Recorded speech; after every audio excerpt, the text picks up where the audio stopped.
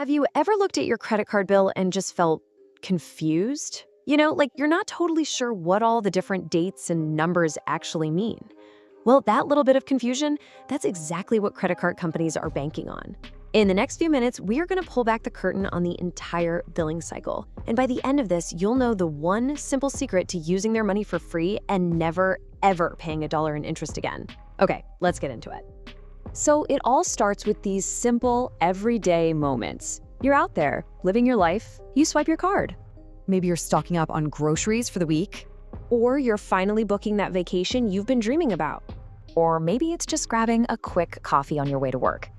Now, with every single one of those taps and swipes, you're borrowing money. But at the end of all this spending, the actual amount of interest you should be paying is zero. A big, fat zero. Seriously, this isn't some fantasy or a gimmick. It's just what happens when you understand the rules of the game. The problem is, most of us were never taught how to play it the right way. And the confusion usually starts the second you get your bill. It's kind of designed to be a little tricky, and that confusion leads straight to the most common and, frankly, the most expensive mistake you can make, the minimum payment trap. Okay, first things first, let's get our key dates straight. The statement closing date is simply the finish line for a billing period. Just think of it like this. On that day, the company takes a snapshot of all your spending for the last 30 days. Click. That's your bill for the month.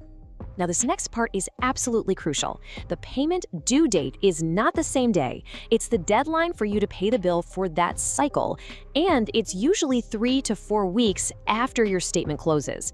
This gap, this window of time, is called the grace period, and it is your best friend. Let's just look at a quick timeline to make it crystal clear. Let's say your spending happens from January 1st to the 30th. On January 30th, boom, the statement closes. But you don't actually have to pay that bill until way over on February 24th. That gap right there, that's your interest-free window. So your bill arrives, and this is what you see. You spent $1,200, fair enough, but then the bank also shows you this tiny, super tempting option. Just pay $35. I mean, that seems like a pretty sweet deal, right? And that is the exact thought that costs people billions of dollars. You think to yourself, hey, I'll save some cash this month. I'll just pay the minimum. But you're not actually saving money. You're stepping right into the trap they set for you. Let's look at how the math just crushes you here. You pay that $35, thinking you're doing the right thing. But then interest kicks in, often at a crazy high 20% APR or more. That adds about $19 right back onto what you owe. So you paid $35, but your debt only went down by $16. You're basically on a financial treadmill, and the bank is controlling the speed. The minimum payment is designed to keep you in debt, period. Okay, enough with the scary stuff. Let's shift from that fear to empowerment, because there is one simple golden rule that puts you completely back in control and lets you outsmart this entire system, totally legally. This is it. This is the whole secret right here. Not the minimum payment, and not even your current balance, which includes new stuff you just bought. All you ever have to do is pay the full statement balance from your last bill before the due date. You do this one thing every single time. When you follow this one rule, something amazing happens. You activate that grace period we were talking about, which means you pay zero interest on all those purchases. You are literally using the bank's money for free, sometimes for up to 55 days. You're beating them at their own game just by playing by the rules. But the benefits don't even stop at saving money on interest. This one simple habit has a massive positive impact on something else everybody cares a whole lot about: your credit score. So your FICO score is made up of a few key things, but one of them is way more important than the others. See that huge 35% slice? That's your payment history. It is the single biggest factor.